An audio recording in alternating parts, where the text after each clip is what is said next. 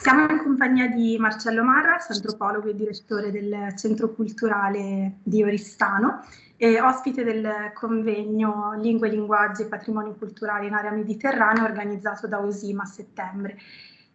Marcello, vorremmo insomma, che tu ti presentassi per farti conoscere meglio al nostro pubblico e se ci racconti qualcosa di te, della tua formazione, delle tue avventure professionali. Allora, è un percorso un po' complicato il mio. Innanzitutto, buongiorno e grazie dell'invito. Stavo dicendo che è un percorso un po' complicato perché nasce sicuramente dall'esperienza del mio paese, da Tulazza, che è una comunità, insomma, io sono nato nel 65, quindi ho vissuto la mia prima giovinezza, anni 70. Quegli anni è una comunità, ma ancora oggi è una comunità molto dinamica, vera comunità, no? Di continue momenti di incontro del paese, con tante feste campestri. Dico questo perché sicuramente credo che sia uno degli aspetti fondamentali di quello che poi sono state le mie scelte, perché per assurdo io sono diplomato in elettronica alle professionali. E nel frattempo suonavo, ballavo, ero inserito anche nell'associazione culturale del mio paese che organizzava tante iniziative. Costruivo, chiacchieravo tanto con i vecchi del mio paese e quindi mi raccontavano tante storie, vedevo tante situazioni festive particolari di ballo, di musica, suonavo diversi strumenti, ballavo. Questo mentre ero già alla fine del mio percorso di elettronica, è nata una curiosità incredibile verso il mondo dell'antropologia e delle tradizioni popolari. E quindi un po' folle, al momento di scegliere il percorso universitario, ho deciso di fare un doppio salto mortale e di iscrivermi in lettere moderne con l'indirizzo socio-antropologico, perché in quegli anni c'era un indirizzo socio-antropologico, che vuol dire una laurea in antropologia, perché io ho dato la metà degli esami di indirizzo antropologico all'Università di Calvert. Quindi partendo da questa esperienza, diciamo, del mio paese, mi ha portato a pormi una serie di domande su come mai queste comunità hanno questo bisogno di trovarsi, cioè cos'è che spinge. E quindi ho avuto la fortuna di incontrare due bravissime professoresse, Enrica Dell'Italia e Luisa Ru, che purtroppo non ci sono più entrambe. Luisa Ru è stata la mia docente di tesi, quindi ho fatto una tesi in antropologia culturale dedicata al carnevale del mio paese e di un'altra piccola comunità di Maggiore stupenda, con un carnevale musicale fenomenale, e da lì è iniziato il mio percorso. Dopodiché ho fatto delle ricerche per l'ISRE nel paese di Senegal, dove ho curato una pubblicazione proprio sul carnevale danzato, bellissimo, che sarà anche, nominerò sicuramente anche nell'intervento. E poi insomma tutta una serie di esperienze di formazione di operatore culturale, facendo dei corsi, quindi seguendo tutta una serie di seminari, iniziative varie, che poi per fortuna mi ha portato prima a fare l'operatore culturale in una società e continuare a fare ricerca in una società privata e poi arrivare al centro servizi culturali, che tu ben conosci, che è una grande piazza al coperto, come a me piace definirla, dove la gente si incontra e ho la fortuna veramente di potermi confrontare con tante persone, quindi vedere tante situazioni diverse e questo quotidianamente va ad arricchire quella che è la formazione, perché la formazione poi non si ferma mai, cioè è proprio un continuo prendere, spero anche dare, però è un continuo scambio, ecco, questo sicuramente sì.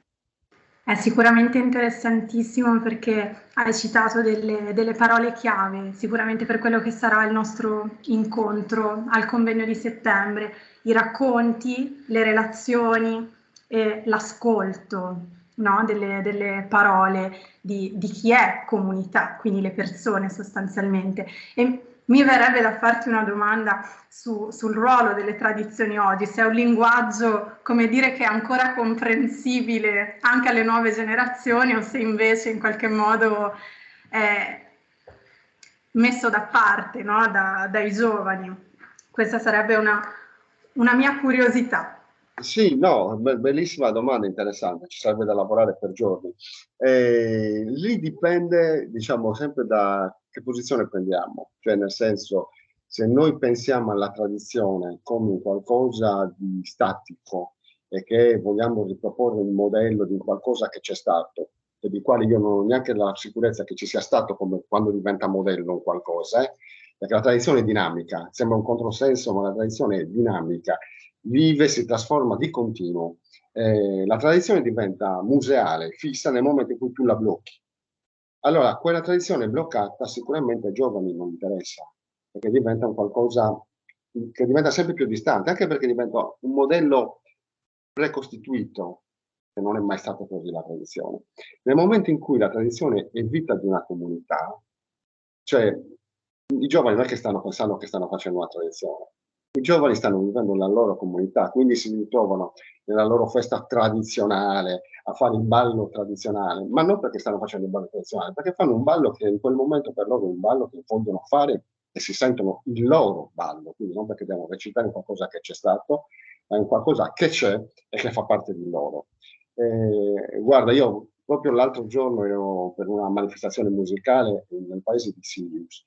Ho visto un momento di ballo della comunità fenomenale, cioè bambini, giovani, anziani, che ballavano tutti assieme, con gli abiti del 2023, ragazzine col dread, pantaloncini corti, signori con l'abito di velluto, perché li indossano tutti i giorni, non perché era un'occasione particolare, che ballavano assieme con una bellezza stupenda questo ballo. Allora, lì vedi che non è la tradizione, è un qualcosa del 2023, anche se stiamo parlando del ballo sardo. Ecco, in quel modo, quando si parla della tradizione in questo modo, cioè che è vissuta, i giovani la vivono normalmente, così come molti giovani parlano il sardo, non perché si deve parlare, perché è la lingua della nostra, perché la parli, perché è la tua lingua e la usi, non è che vai lì per dimostrare qualcosa.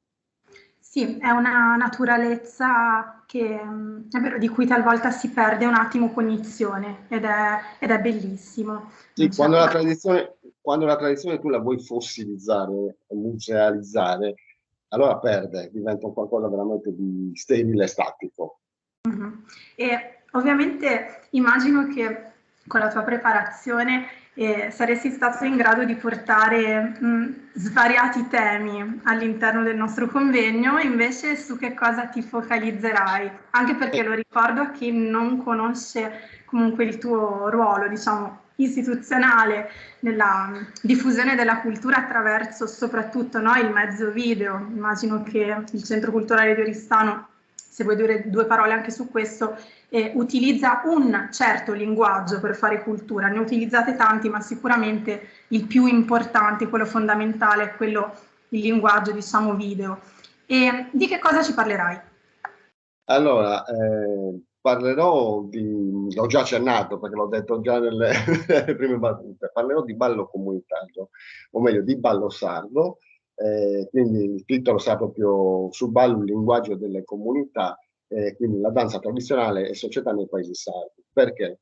Perché ancora oggi questo ballo comunitario, cioè il ballo sardo, e non i balli dei gruppi folcloristici, che è una rappresentazione di tutto rispetto molto interessante, ci sta bene anche quella, ma è un altro discorso, ma proprio ancora oggi, ovvio, non come 40 anni fa, non come 50 anni fa, ci sono tantissimi paesi dove il ballo rappresenta un momento di relazione, di partecipazione collettiva, come stavo accennando prima, questa che ho visto sabato scorso, domenica scorsa nel paese di Silius, è una ulteriore dimostrazione, dove il ballo rappresenta un qualcosa di... è un linguaggio, perché tu devi conoscere le regole, no? Come per una lingua, è un linguaggio che è condiviso.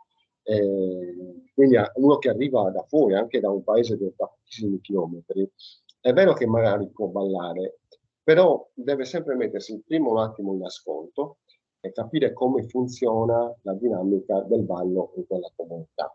Perché ci sono paesi, ad esempio Senegal, che è un paese che io conosco bene perché ci ho lavorato per ricerca, e lì entra, per uno che non è di Senegal, o meglio, che non conosce le regole del ballo di Senegal, non che deve essere per forza di Senegal, ma che non conosce le regole del ballo di Senegal, è impossibile partecipare, perché c'è un gioco di una coreutica dei movimenti del corpo, delle posizioni, che si apprendono nel tempo e si conoscono, che sono ben precise. E siccome è un ballo collettivo, c'è un'espressione molto bella a Senegal, che dicono segare su cavoli, cioè interrompere l'inizio, il ballo, che vuol dire una cosa dannosa, cioè vuol dire che il ballo non c'è più e basta una persona per far saltare il ballo degli altri 80 che stanno ballando. Perché solo... da linguista di dire che anche ogni ballo sardo di ogni comunità ha la sua grammatica e dunque Esatto. per di più possiamo definire il ballo come una vera e propria lingua, no? Ha la sua grammatica, ha la sua sintassi, cioè appunto ha tutte quelle regole uguali ad una lingua che devono essere conosciute, perché non basta muovere i passi, i piedi sul ritmo di quella musica e magari sai anche bene i passi. E dentro c'è tutto un mondo che sono veramente regole che conosce la comunità e veramente crei problemi, cioè la situazione è anche abbastanza imbarazzante di persone che vengono allontanate dal ballo, perché veramente tu vai a non far capire più a nessuno di che cosa si sta parlando, cioè nel momento perché il ballo perde tutto l'ordine e si è disorientato.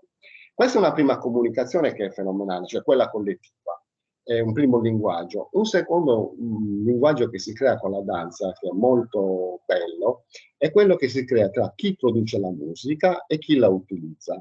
Cioè il suonatore, che può essere in Sardegna spesso il suonatore di launeddas, il fisarmonicista, che è l'organettista, perché suona, è vero che suona per le 100 persone che sono lì nella piazza e stanno ballando tutti assieme, ovviamente. Poi a un certo punto, in questa, diciamo, suonata collettiva, no? Comunicazione collettiva, c'è un sottolinguaggio che è indirizzato ad alcuni ballerini e ballerine, cioè mentre suona individua dei ballerini dove stabilisce una comunicazione con quelli. Il ballerino sa che nel momento il suonatore sta parlando musicalmente con lui, cioè gli dedica picchiada, si dice in sardo, quindi delle frasi musicali particolari, e il ballerino deve rispondere col suo passo per capire che in quel momento stanno comunicando loro due, cioè il suonatore e quella coppia di ballerini. Ed è molto interessante, quindi l'abilità di chi suona, l'abilità di chi balla, per cogliere questo sistema di questo linguaggio che è dedicato. In codice, no? Esatto, è proprio in codice, per capire, ecco, in questo momento stiamo comunicando. Oppure viceversa, è il ballerino che lancia un segnale di comunicazione, una chiamata al suonatore e dice, dai, ok, bene, adesso fammi qualcosa in più perché voglio dire qualcosa io. E quindi il suonatore, che quando è veramente un buon suonatore che legge la piazza, parte e inizia a fare la suonata dedicata a quella persona che gli ha richiesto di qualcosa in più, perché vuol dire con i suoi piedi, con la propria ballerina, qualcosa di più nel ballo. Questo è il sistema. Poi c'è un altro aspetto che tu nella lettura delle regole del ballo, degli inviti al ballo, delle disposizioni, leggi la struttura sociale di quella comunità, le relazioni che si creano in quella comunità, capisci amicizie, inimicizie, c'è tutto un uso del corpo, quindi sia la cinesica che la prosemica, in questo caso ti fanno leggere altre cose di quel gruppo. Quindi è bello, è proprio un evento di relazione incredibile e di lettura, perché leggi che cosa succede in quella piazza e anche chi guarda non è spettatore come siamo abituati oggi, vado, ascolto un concerto, sì, partecipo. Lo spettatore della piazza da ballo, lo spettatore della comunità, è uno che valuta, giudica e fa parte dello stesso ballo. Perché sia chi suona sia chi balla, balla anche per quelli che sono lì attorno, che conoscono quel linguaggio, che conoscono quelle regole e che quindi criticano, valutano, è come un conferenziere. Poi quando finisce parte e dice questo mi è bello, mi è piaciuto, pure. Su questo non sono molto d'accordo, non sei stato veramente brillante nel fare. Veramente un microcosmo. È un microcosmo, esatto, che però riprende quel microcosmo, poi ritrovi quello che invece è la dinamica di una comunità, di un'intera comunità. Quindi questo è bello. Noi ti ringraziamo perché ci hai trasferiti in pieno in questa atmosfera che il ballo sardo evoca e fa vivere e ti chiedo un'ultima cosa, parlando di lingue, se c'è una parola in sardo, in italiano, in una lingua che conosci, a cui sei particolarmente affezionato. Una parola che forse ho anche già usato prima perché la uso spesso, è scambio, perché credo che quando le persone si incontrano, che può essere per un ballo, che può essere come adesso noi stiamo anche se a distanza stiamo comunicando, nel momento in cui tu ascolti, parli e ascolti, quindi attivi una comunicazione, hai sempre, quando chiudi, hai sempre qualcosa in più e sicuramente hai dato anche qualcosa in più alla persona o alle persone che hai incontrato. Quindi credo che sia una parola fondamentale della quale oggi abbiamo veramente tanto, tanto, tanto bisogno, cioè la capacità di scambiare con gli altri. E ti ringrazio anche per questa scelta, perché è un po' l'obiettivo della nostra piccola associazione OSIM, quella di creare momenti di scambio che siano significativi per l'appunto per tutti coloro che partecipano, non solo per i relatori, ma anche per chi è in ascolto e potrà a sua volta rivolgere delle domande. Tra l'altro ricordo, e chiudiamo questa piccola intervista a Marcello Maras, che il convegno di Osservatorio di Settembre, seconda edizione, sarà anche in diretta online su Zoom e che sul blog dell'associazione troverete tutti i link per potervi assistere. Grazie Marcello. Grazie a voi, buon lavoro, ciao, a presto.